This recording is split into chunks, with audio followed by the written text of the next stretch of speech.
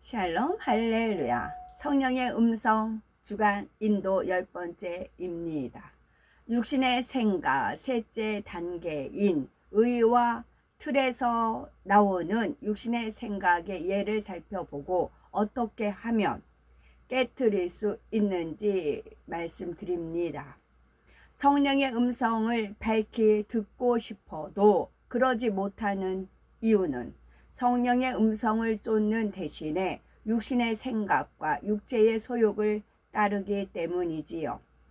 육신의 생각은 크게 세 가지 단계로 나누어 볼 수가 있습니다. 그 중에 셋째 단계인 자신이 깨닫지 못하는 의와 틀에서 나오는 육신의 생각을 심도 있게 다루고 있지요.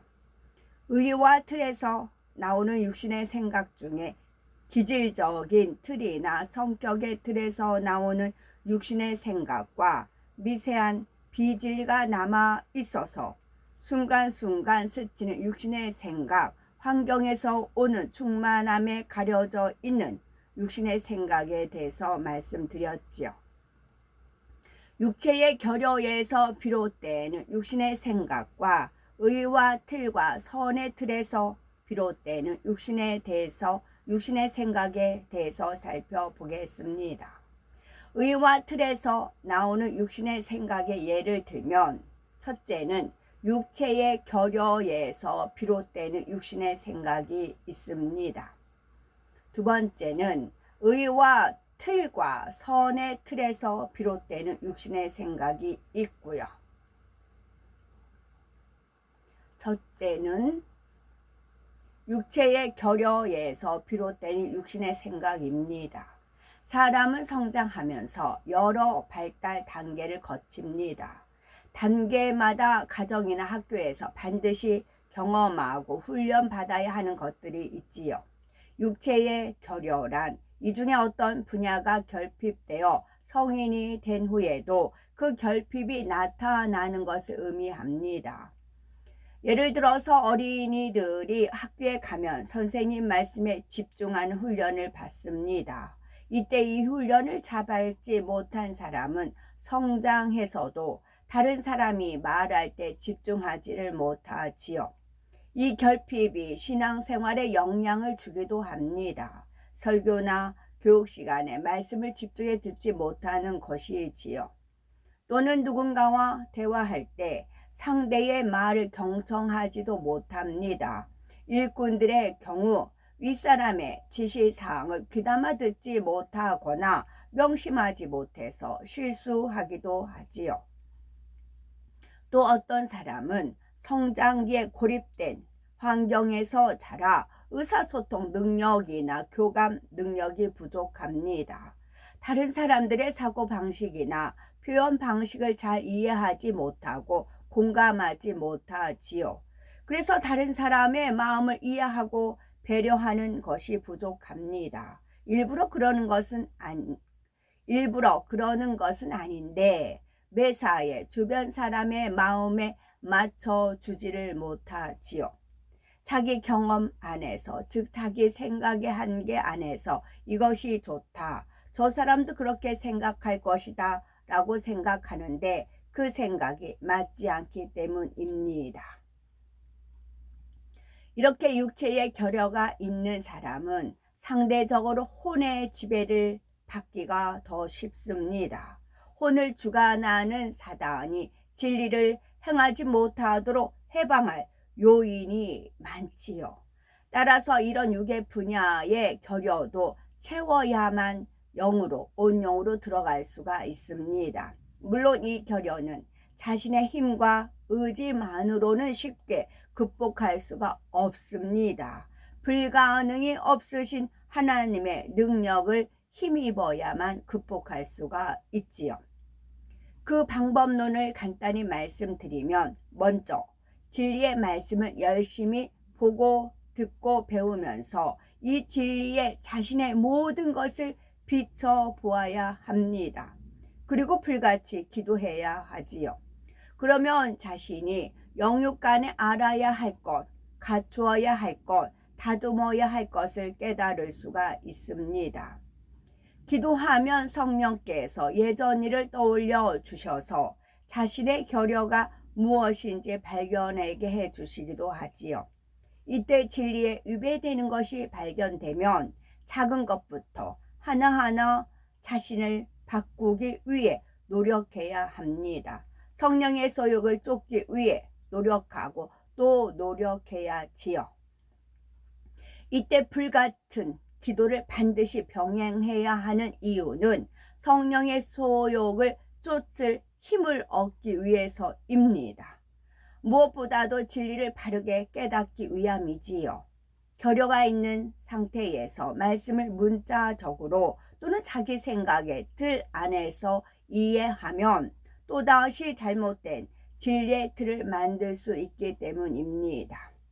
말씀을 들어서 안다는 것이 결여를 극복하는 데 오히려 역효과를 낼 수가 있지요. 그러므로 기도하면서 성령의 감동 속에 진리를 바르게 깨우치고 이해해야 합니다. 하나님의 말씀을 자신의 한계 안에서 해석하는 것이 아니라 말씀에 담긴 하나님의 마음과 뜻을 깨달아 정확하게 이해해야 합니다. 이렇게 하나님의 말씀을 깨달아 열심히 행해 나가면 육체의 결여도 점점 채워지지요. 그래서 주의 교양을 이루면 영육간에 아름다운 사람이 될 수 있습니다. 두 번째는 의의 틀과 선의 틀에서 비롯되는 육신의 생각이 있습니다. 의의 틀과 선의 틀은 진리의 말씀을 자기 나름대로 해석하여 이것이 옳다, 이것이 선하다 이런 식으로 생각을 단단하게 굳힌 것입니다. 이 선의 틀과 의의 틀은 자신이 아는 말씀 지식을 바탕으로 만들기 때문에 무엇이 잘못되었는지 잘 깨닫지 못합니다. 더구나 그 틀에서 비롯된 생각이 들어맞는 상황도 간혹 있기 때문에 자기 생각이 옳다고 자신하게 되지요. 예를 들어 어떤 일꾼이 누군가가 양떼를 용서하고 감싸주는 모습에 감동을 받았습니다. 이때 용서하고 이해하는 것이 선이다. 영혼을 갈무리하는 일꾼은 저렇게 해야 한다라는 선의 틀이 만들어졌지요. 그래서 양떼를 갈무리할 때 자신도 어찌하든 영혼을 용서하고 감싸주려고 합니다. 그런데 문제는 이렇게 용서만 해서는 안 되는 상황에서도 똑같은 태도를 취한다는 것이지요. 만약 돌이키지 않으면 결과적으로 구원받기조차 어려운 영혼은 무조건 감싸주는 것이 아니라 죄에서 돌이킬 수 있도록 이끌어 주는 것이 진정한 선입니다. 갈라디아서 6장 1절에 형제들아 사람이 만일 무슨 범죄한 일이 드러나거든 신령한 너희는 온유한 심령으로 그러한 자를 바로잡고 네 자신을 돌아보아 너도 시험을 받을까 두려워하라 하셨습니다.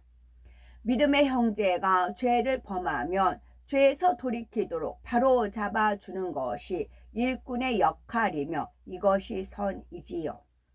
사랑입니다. 물론 이렇게 할 때는 어떤 감정도 없이 온유한 심령으로 해야 하고요. 또 지혜로운 사람은 죄를 범한 사람을 바로 잡아주는 입장이 있다고 해도 자신도 함께 돌아보는 겸비한 자세를 가집니다. 그런데 어떤 영혼은 죄를 범한 영혼에게 권면하는 것을 보면 자기 의가 발동합니다. 사랑은 허물을 덮어주는 거 아닌가? 저 일꾼은 사랑이 부족한 것 같다 라면서 자기 의 속에서 그 일꾼을 바라보지요. 또 어떤 사람은 죄를 범한 징계로 물질의 어려움을 겪는 사람을 구제합니다. 물론 상대의 믿음에 따라 구제하는 것이 그 영혼을 살리는 데에 유익한 경우도 있지요. 그렇지만 그 영혼이 죄에서 떠나는 것을 오히려 막아버릴 수도 있습니다. 선의 틀에서 나온 육신의 생각 때문에 그 영혼에 대한 하나님의 사랑을 더 깊이 헤아리지 못하는 것이지요. 어떤 일꾼은 이와 반대로 양떼를 지적하고 권면하는 것이 사랑이고 선이라고 생각합니다. 양떼가 말씀대로 살지 못하면 잘 이해하지 못하지요. 자신은 초신자 때부터 그 정도의 말씀을 지켰기 때문에 다른 사람도 그렇게 할 수 있다고 생각합니다. 또 상대가 버거워도 믿음의 분량에 넘치도록 계명을 지키도록 가르치고 권면하는 것이 상대에게 유익하다고 생각합니다. 그래서 양떼의 허물을 발견하기라도 하면 용서하고 덮어줘야 하는 상황에서도 즉시 지적하고 권면하지요. 젖 먹는 성도에게 밥을 먹이려고 하는 것입니다. 자기 생각의 틀에 갇혀서 그 영혼의 마음이 어떤지 상대의 형편을 살펴주지 못하는 것입니다. 이처럼 자기 경험이나 자기 생각의 한계 안에서 만든 의와 틀은 대부분 하나님의 뜻과 맞지 않습니다. 그런데도 내가 보기에는 분명히 이것이 선한데 이것이 의로운데 하면서 자기 주장을 굽히지 않는 사람도 있지요. 물론 진리가 시시각각 달라진다는 뜻은 아닙니다. 진리는 절대 불변이지요. 다만 물이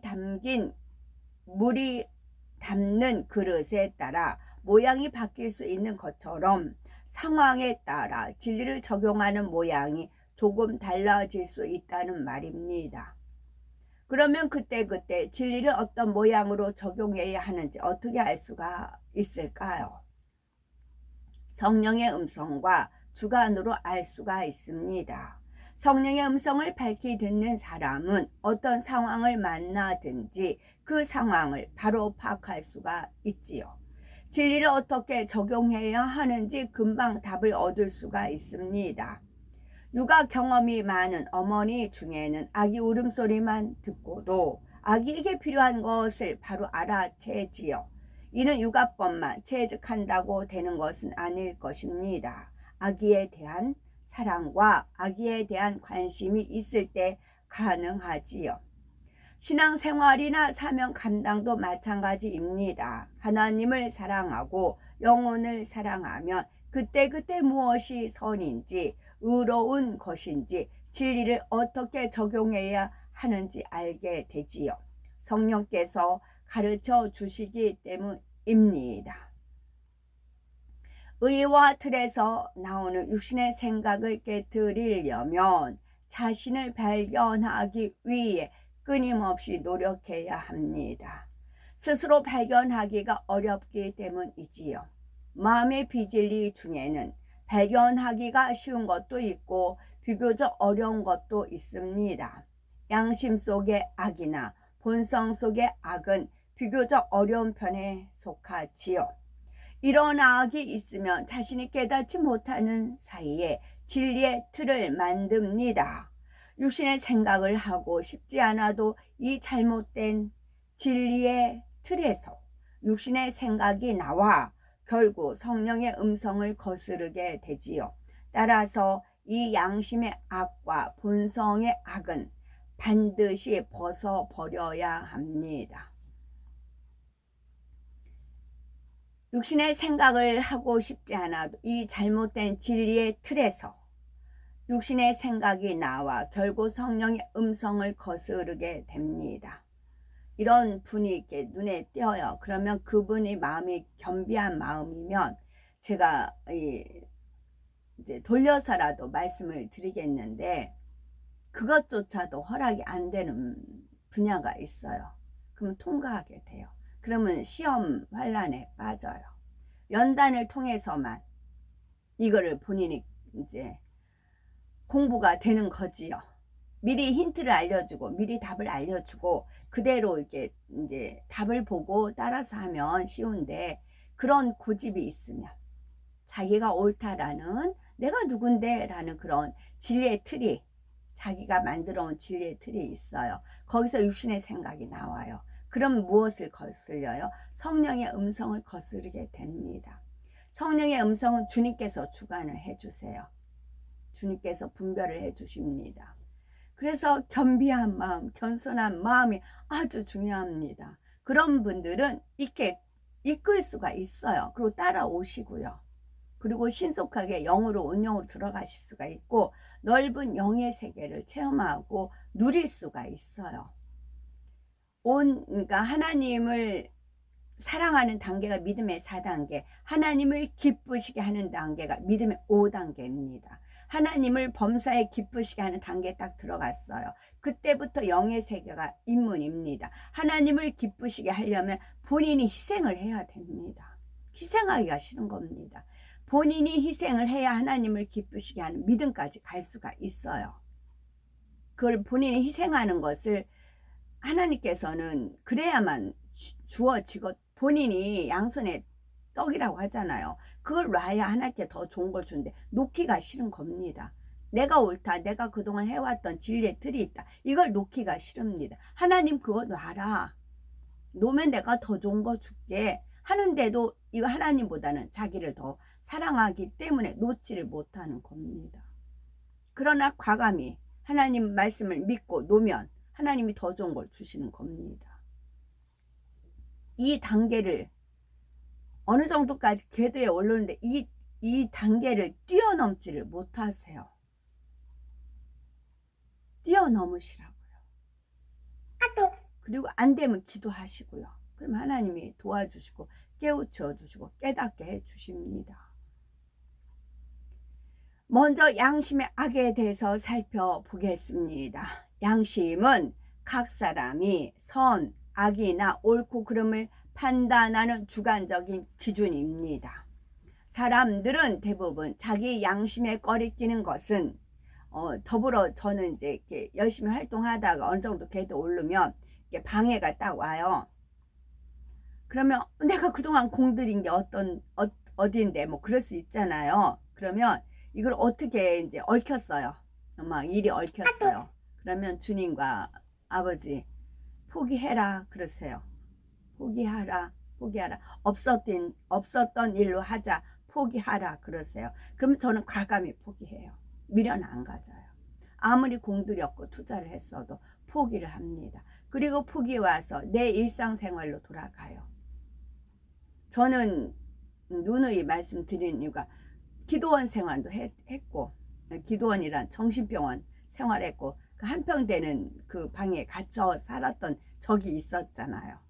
그런 때로 돌아갑니다. 그리고 아무 일 없었다는 듯이 그냥 내 일상생활로 돌아갑니다. 욕심이 없는 거죠. 오로지 주님에 대한, 아버지에 대한 그런 마음이 있는 것이지요. 그러니까 편해요. 근데 그러지를 못한다고요. 과감히 놔버리면 되는데, 놓으면 되는데 그러지를 못하니까 얽히고 설키고 그러는 것이지요. 남들은 쭉쭉쭉 올라가는데. 양심은 각 사람이 선, 악이나 옳고 그름을 판단하는 주관적인 기준입니다. 사람들은 대부분 자기 양심에 꺼리끼는 것은 악이고 꺼리끼지 않는 것은 악이 아니라고 인식하지요. 그런데 양심은 자기 나름대로 만든 것이기에 사람마다 다르고 시대나 지역에 따라서 달라집니다.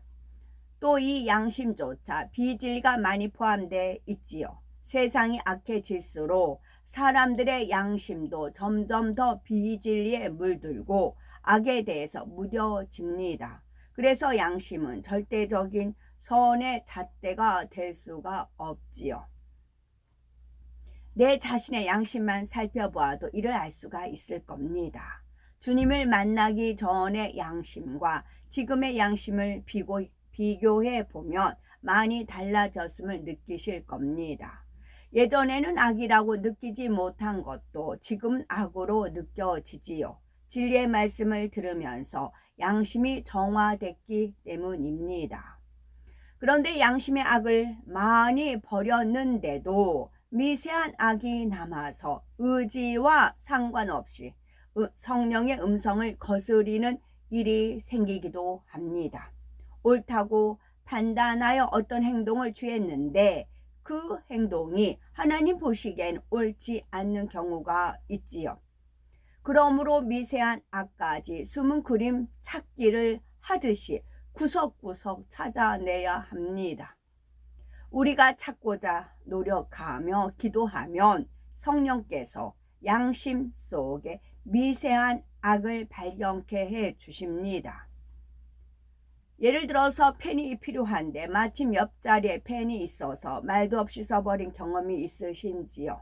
허락도 없이 남의 물건을 마음대로 취급했으니 이렇게 행동하는 사람의 마음에는 도적의 마음이 있는 것입니다. 하나님 말씀을 듣기 전에는 친한 사이인데 뭐 물어보나 마나 쓰라고 했을 거야. 펜 좀 쓰는 게 어때서? 이런 식으로 대수롭지 않게 생각했을 겁니다. 그러나 지금은 다르시지요. 이런 작은 불의의 행함으로도 양심의 가책을 받는 분들이 많은 것이지요. 성령의 음성을 밝히 들으려면 반드시 말씀과 성령의 도우심을 의지해서 양심의 미세한 악도 뽑아버려야 합니다. 내 자신을 발견해 나가는 끊임없는 노력을 통해 육신의 생각을 온전히 깨뜨리고 성령의 인도를 받아 형통한 삶을 영위하시는 복되고 아름답고 거룩하고 보배로운 우리 모두가 되셨으면 참 좋겠죠. 아멘.